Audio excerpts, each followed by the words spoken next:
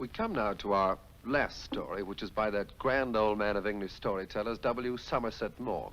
It's about something we've all seen, the rivalry between two men in public life, the proud, practical, ambitious Lord Mountdrago, Secretary of State for Foreign Affairs, and the visionary Owen. We know that a dreamer who lacks practical ability often has other gifts. And what's unusual about this story is the strange power possessed by Owen, the strange workings of the mind of Lord Mountdrago.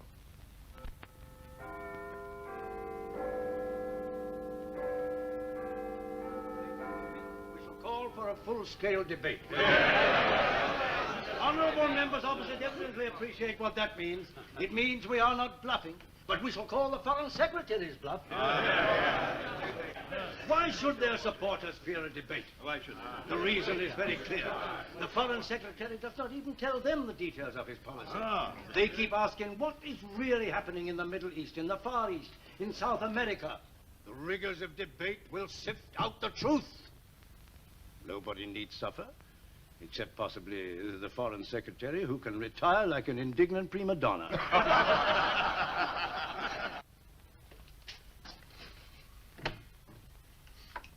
Is he free? He won't like being disturbed. Even Lord Mountdrago must be disturbed for the Prime Minister.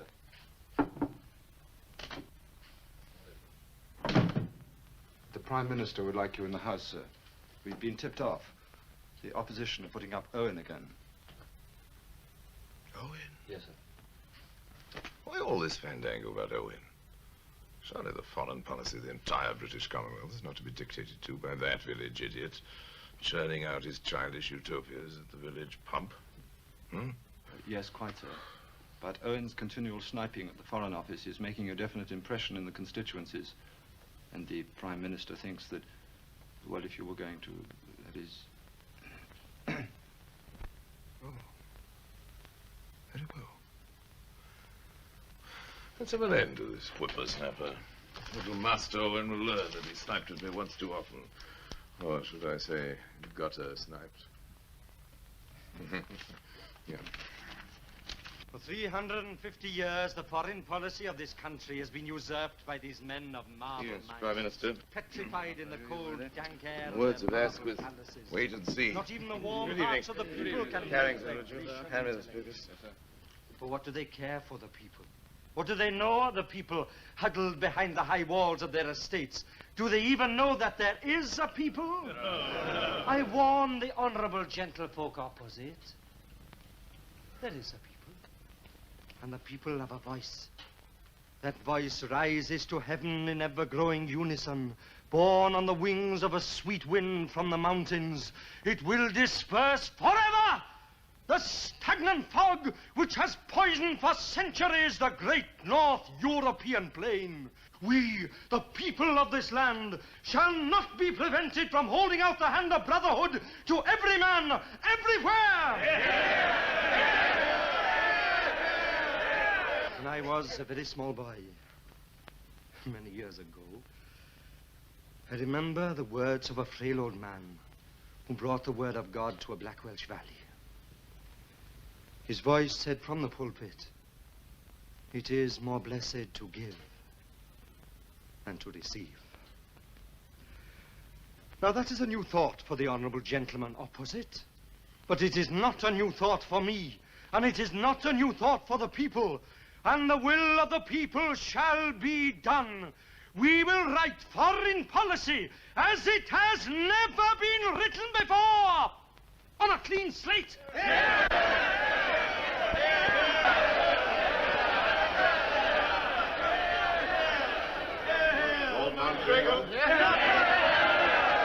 We could none of us fail to be touched by the honourable member's speech. For myself, I was deeply touched by it. What's that? Oh, yes, I'm always touched by it. Yes, indeed, on every one of the numerous occasions on which I've heard that speech in this place before.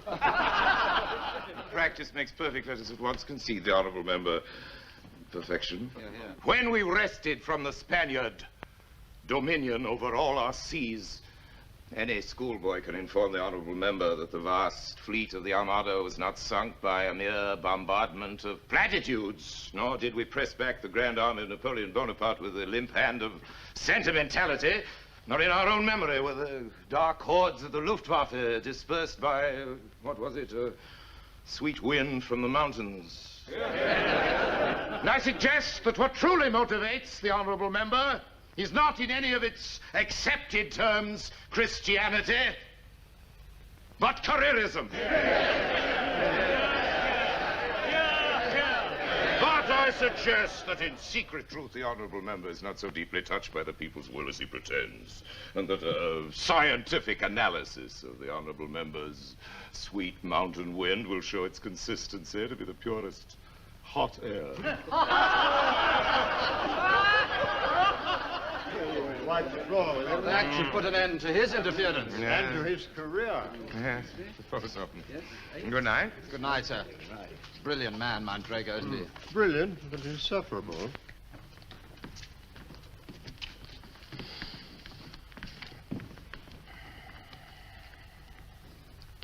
Lord Mountdrago. You broke my heart tonight. I can't break yours because you haven't got one. But I can crush your proud spirit. And I will.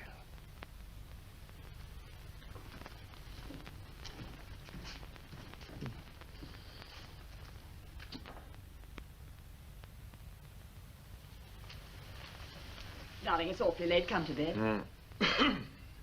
How was the debate? I spoke well. Tell me. Extraordinary, I feel tired. Oh, here's the invitation to the Connemara's reception. Never felt tired before. You won't go, will you? It's the boys' half-term.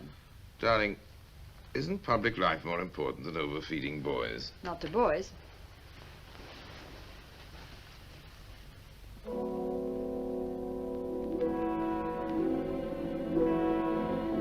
His Excellency the French Ambassador. Bonsoir, Colonel. Caro Principe. Contessa. How do you do? How do you do? His Excellency the Italian Ambassador. You're looking more charming than ever.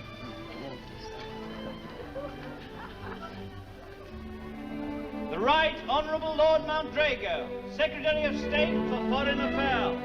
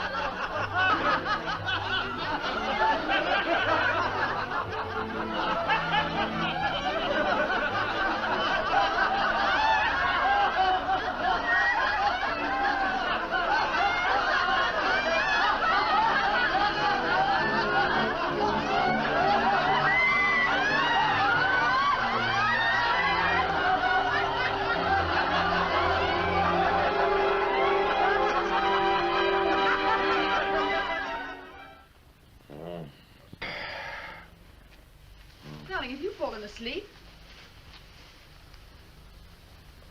You all right? You look worried. So would you be if you just lost your trousers at the Connemara's. Should have known it was a dream. That horrid little sweep Owen was in the middle of it. Darling, it was a bad dream. I don't think he's ever likely to set foot in the Connemara's. Well, don't brood about it.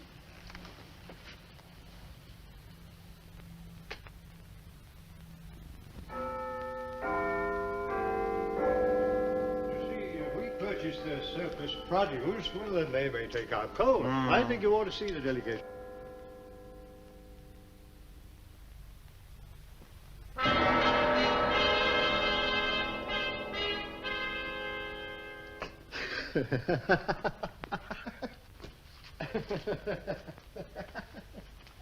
Mountdrago, are you feeling all right? Oh, yes. But what is the Perfectly matter with you? all right. You must pull yourself together. You know, the House is expecting a definite statement from you tonight. And if you could announce a commercial agreement... How about announcing an alliance? An alliance? That will make him sit up, Yes, eh? indeed, that would be An a alliance?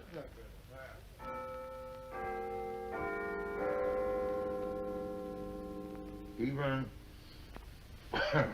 if this were to be my last act in public life, I should be forever grateful, forever proud in my heart. It's been my privilege to forge this alliance.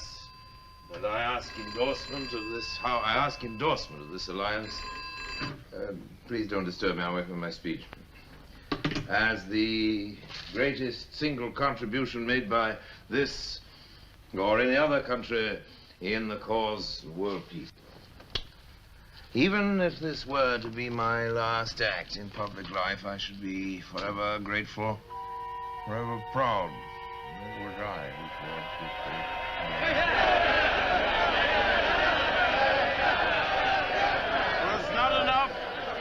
It's not enough to be aware of the problems. I had to seek and find solutions. So our friends across the channel are looking to us and not in silence. And what they're saying is... What our friends are saying is... Daisy, Daisy, give me your answer true. I'm half crazy over the love of you. It won't be a stylish marriage. I can't afford a carriage. But you look sweet upon the seat of a bicycle built for two. I will stand by you in weal or woe. Daisy, Daisy. You'll be the bell which I'll ring, you know, sweet little Daisy Bell.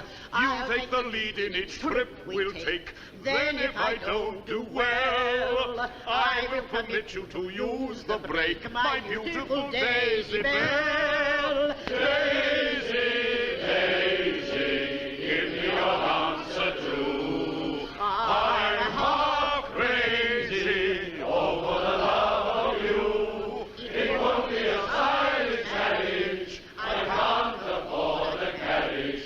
But you look sweet on the seat of a bicycle built for two.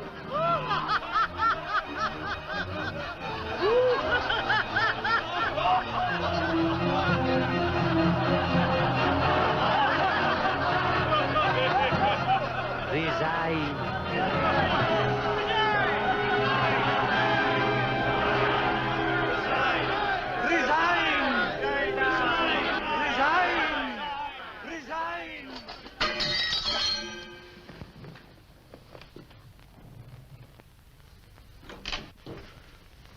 What's wrong, sir?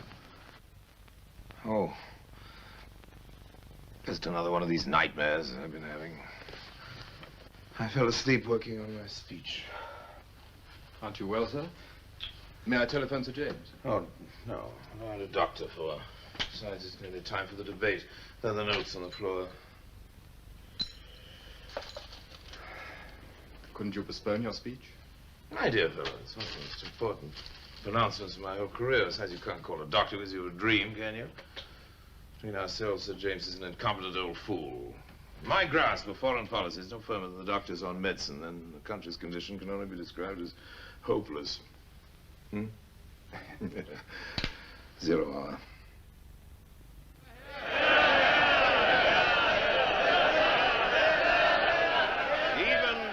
Even if this were to be my last act in public life, I should be forever grateful, forever proud in my heart. It's been my privilege to be one of the forgers of this alliance, and I ask endorsement of this alliance as one of the most meaningful contributions made by this or any other country to the cause dear to every one of us, the cause of world peace. Mr.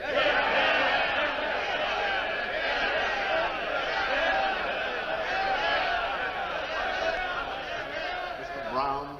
Mr. Speaker, sir, in view of the importance of the Right Honourable Gentleman's announcement, I would ask for time to study its full implications and not to take the time of the House at this moment. Mr. Owen. Mr. Speaker, sir, it seems to me that something should be said now. No. I must confess that I'm not too sanguine over the chances of this marriage of convenience between two incompatible states, supported as it is by so modest a dowry. Indeed, in the words of the old song, I'm reminded, it won't be a stylish marriage, we can't afford a carriage. But you look sweet upon the seat of a bicycle built for two.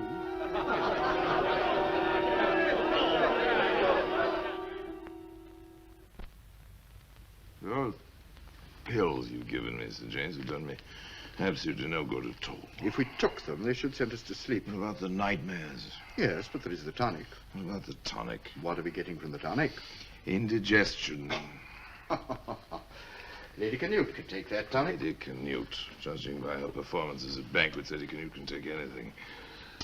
No, there's nothing fundamentally wrong with you. You have the physique of a man of 30. Yes. My advice to you is that you should drop your work for a little while and go away for a nice cruise. Are you aware, Sir Sir James, James, that a minister of the crown is not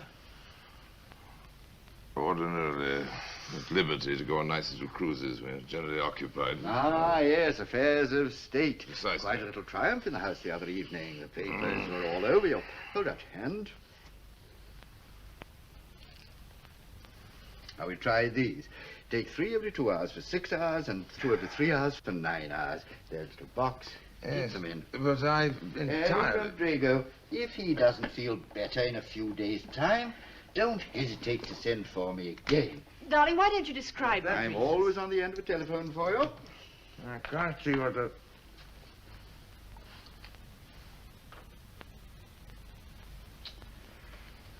No, please. Don't trouble come down. I can't see what a new set of pills can do for my nightmares. Nightmares.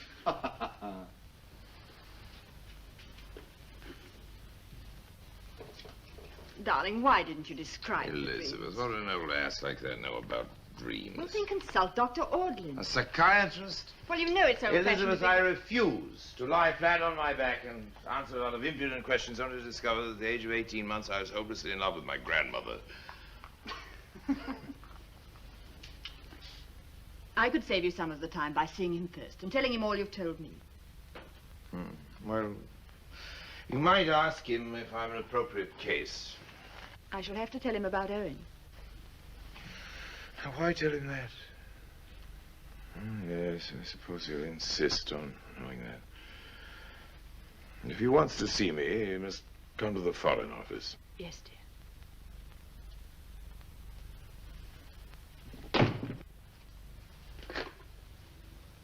Get me Dr. Ordlin in Wimpole Street.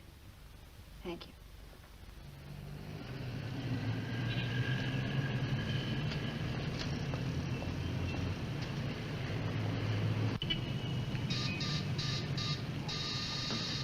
The reason I asked you to come here was because it is so much easier and more relaxing for a patient to speak openly in the dingy surroundings of a consulting room Certainly is dingy. than in his own environment. May I ask your qualifications for this business? Yes, I used to practice as a physician. Huh? And then, during the war, I found that I had a sort of gift. Gift? Yes, I found that I could relieve certain pains and psychological troubles with my hands and by talking. I don't understand the whole truth about my work. Even when I help people, I sometimes feel, well, a bit of a fake. You're practically admitting you're a quack. Not quite that. People believe in you. Quite a reputation. I have my successes, but I can't do miracles. The Royal College of Physicians wouldn't approve of it if I did. Now, I've answered your questions. Perhaps you'll answer mine. Why have you come to see me? Why? Well, surely Lady Mountdrago's told you that. Yes. She told me of 2 dreams of a somewhat farcical nature. Farcical? And the later coincidences. I expected you'd regard the whole thing as absurdity. No. Don't misunderstand me. The significance of the dreams isn't farcical. Not from my point of view. At first, it wasn't the dreams that worried me. It was what happened after the dreams. And there were more dreams. I didn't tell my wife about those. I couldn't. This man, Owen, What about him? has he appeared in all these dreams? All of them. Do you know why? What do you mean, why? Well, can you think of any reason why he should haunt your dreams?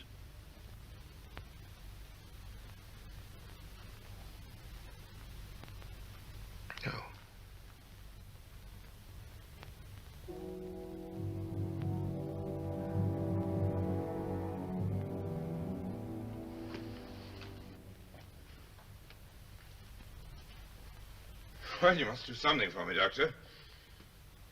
My work is important. I don't need to tell you that. I must be at concert pitch. I need sleep. I no sooner close my eyes than he's there. That vulgar, grinning little cat mocking me. Well, after all, I'm Mountdrago. I'm not the mean, lewd creature he sees in my dreams.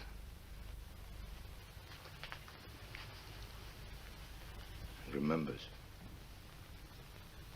That's what's so awful, Doctor. Remembers after the dreams when we meet. My whole life is dedicated to my country. Greatness is my aim. Greatness is within my reach. The dreams keep getting viler and viler.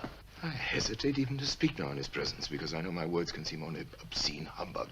That horrible little man despises me, doesn't even bother to conceal it. I tell you, Doctor, if you don't do something... Well? I was going to say that I'd kill him. It was just a manner of speaking, of course. I wouldn't kill him if I were you. Has this man got a grudge against you? Why should he wish to persecute you? I don't know. Have you ever done him an injury? No. You quite sure? Quite sure. I can do nothing for you unless you tell me the complete truth. I'm not accustomed, Dr. Orland, to having my word doubted. Have you ever done anything that he might look upon as an injury? No. Lord Mountdrago, I do read the reports of the parliamentary debates in the Times. Should I be putting it too strongly if I said that you'd ruined Owen's career? That's a very serious injury that you've done him. He brought it on himself. Have you never felt any qualms about it? Qualms?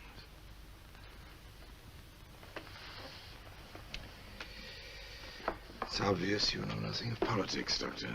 I have no qualms about doing my duty. I shall inform you if I require a further consultation. Apologize for taking so much of your valuable time. It is of no consequence.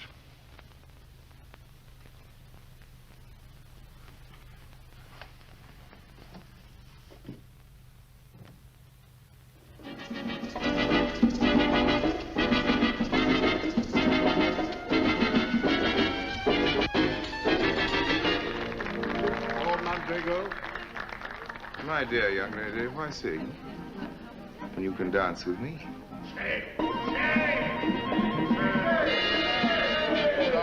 Hold up!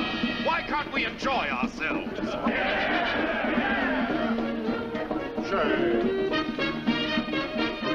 Just one moment. You may leave. My lord! My lord, for the last time. Phooey!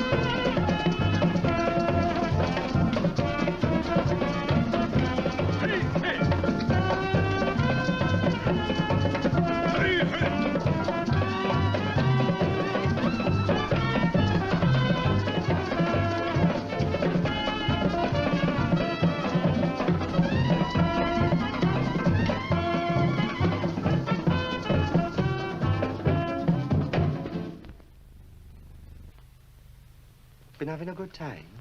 I don't know you. And I don't want to know you. Oh, but I know you. You better watch out for this chap. He's capable of any dirty trick.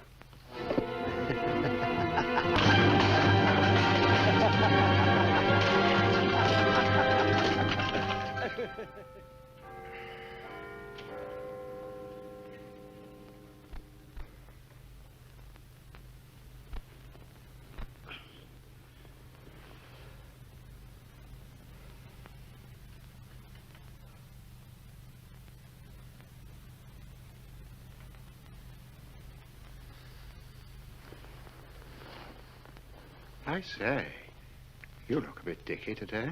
Oh, it's too hot a day for a nap. Feel as if I'd been cracked on the head with a bottle.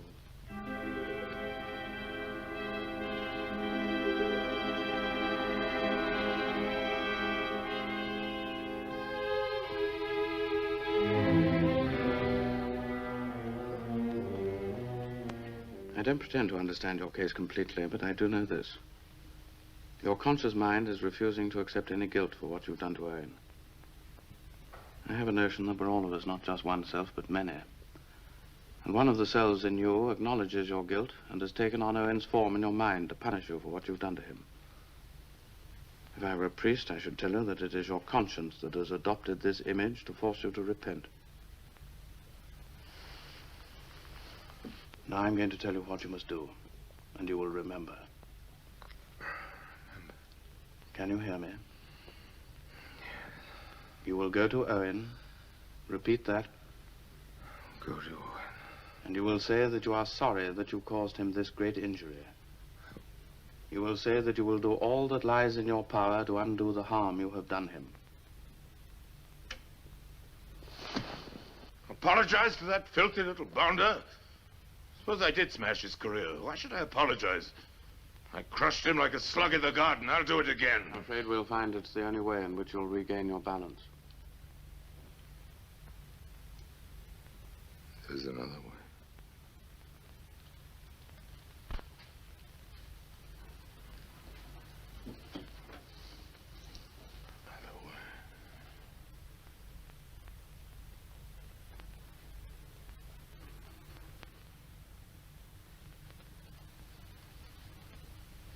That last dream showed me that Owen feels with his waking body exactly what happens to his body asleep.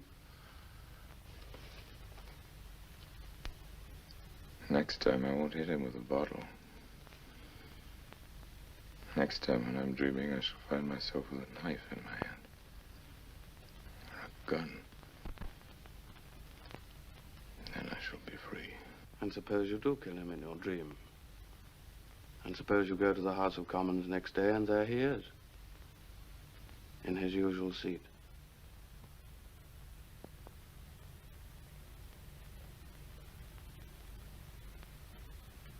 He won't be.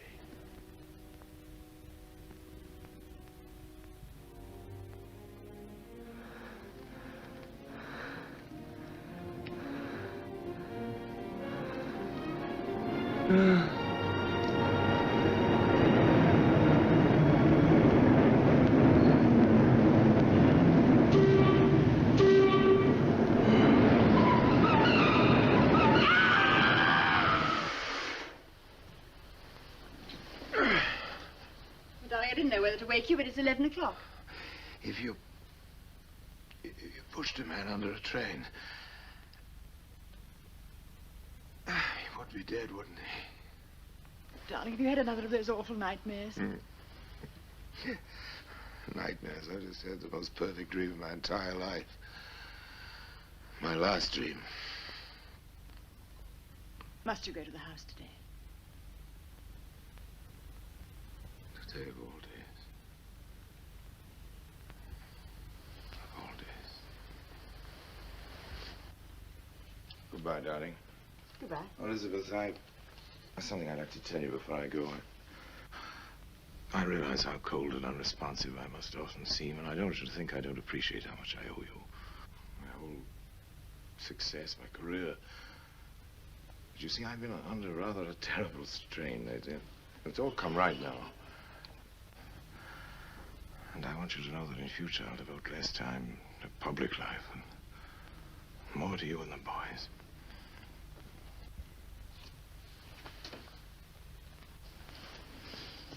Bye, dear.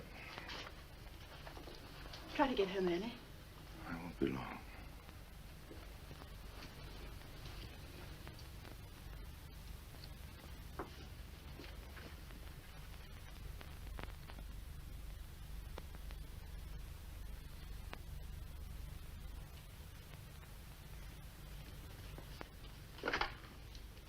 Will you get me Dr. Audlin on the phone, please, at once?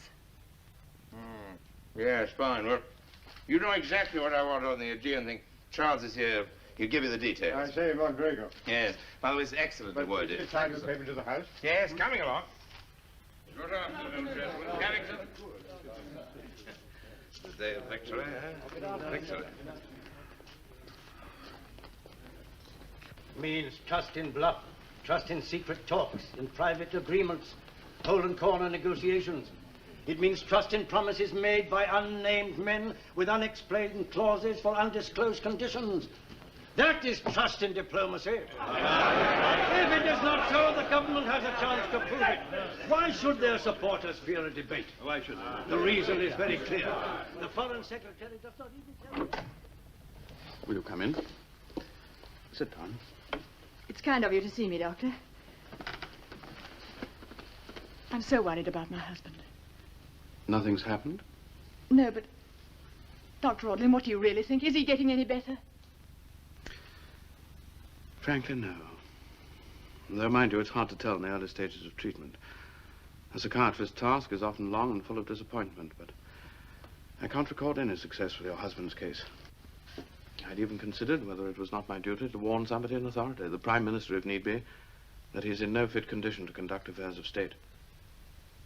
The last time I saw him, he was highly excited and quite capable of violence. Well, this morning he woke up quite calm and relaxed, but it was a strange sort of serenity. And he said something strange, too. He said, with great confidence and satisfaction, that he'd had his last dream. Lady Mountdrago, where is your husband? At the House of Commons. I think I shall go to him at once. Only a short time ago, we were torn with strife and dissension. Yeah. How different a picture does this house present today, united, at least in this one great matter, foreign policy. Once again, our country has assumed leadership of the nations in the great onslaught against the bitterest enemies of progress, the diabolical malevolence.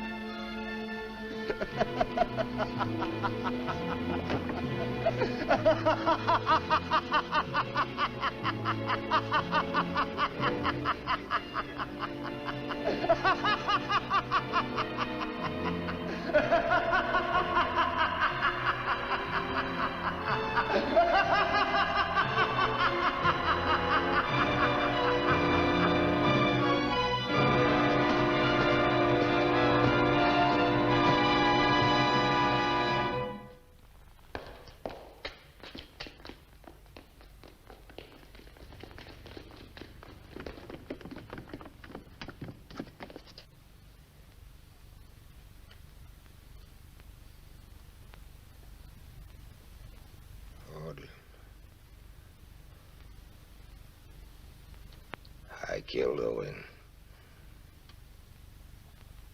But you were right. He was there, in the house. He came after me. And now I've escaped him. And, Owen wasn't in the house. His body was found today in a railway tunnel. Owen dead?